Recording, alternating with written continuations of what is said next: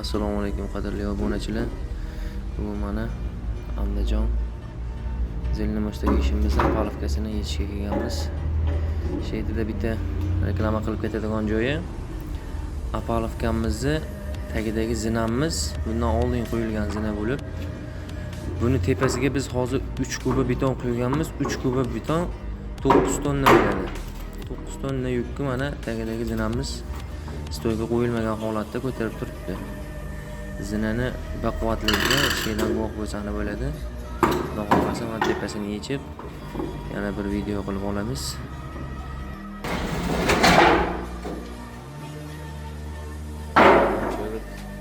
Apalovkamizni maydalab taqalargacha zinani obzorida sizlarga.